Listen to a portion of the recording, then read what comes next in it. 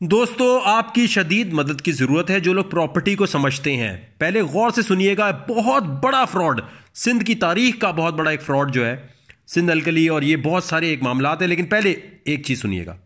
आपने पहली चीज ज़हन में रखनी है, कंटोनमेंट बोर्ड कराची, ठीक है, जो हैदरी पब्लिक के पास, हैदरी पब्लिक स्कूल के पास है वो, ठीक है। दूसरी चीज, मिलिट्री स्टेट ऑफिस जो प्रेस क्लब के पास है, ठीक हो गया। ये दो चीजें रखनी है। इसमें कोई दुकान इसकी जुरिस्डिक्शन में अगर आती है, इनकी सबलीज बनती है या कन्वेंस डीड बनती है? पहले तो ये बताएं, पहला सवाल। अच्छा, अब अगर डीड ऑफ कन्वेंस बनी है तो ये टिकट्स कैसे पता चलेंगी कि असली हैं या नकली हैं, और इसकी रसीद कैसे पता चलेगी कि किसने पैसे पे किए? दूसरी चीज पर आ जाएं। पहली चीज तो सबलीज होनी चाहिए थी, जहां तक मेरी मालूमात है। क्या किसी बिल्डिंग में दुकान की डीड ऑफ कन्वेंस बनती है या सबलीज बनती है, अगर वो बिल्डिंग कंटोनमेंट बोर्ड और मिलिट्री स्टेट ऑफिस के अंडर में आती है? अब जिसकी दुकान है उस रिसीवर के साइन होने चाहिए।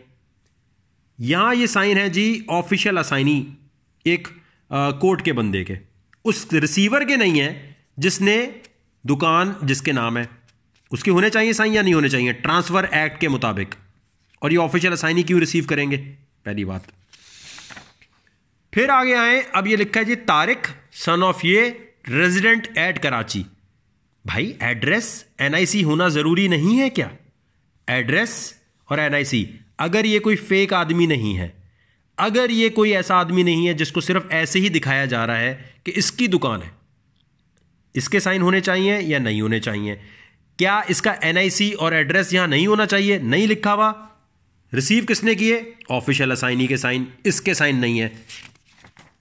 अच्छा, फिर उसके बाद फिर इसके ऑफिशियल असाइनी के साइन, सारे ठप्पे लगे हुए हैं, स्केड्यूल हुआ है, सारे ठप्पे लगे हुए हैं, सारे ठप्पे। अब आपने ये बताना है कि सब देखने के बाद जो कराची में समझते हैं प्रॉपर्टीज को, पहला सवाल ये, cantonment board military state office की बिल्डिंग की सबलीज बनती है बिल्डिंग के अंदर दुकान की, या डीड ऑफ कन्वेंस? और डीड ऑफ कन्वेंस बनती है तो क्या ये टिकट्स जो लगाई हैं इसका डेटा मिलेगा रजिस्ट्रार से कि भाई किसने पैसे दिए, इसके कौन था जिसने टिकट के लाके दिए, या ये टिकट असली है नकली?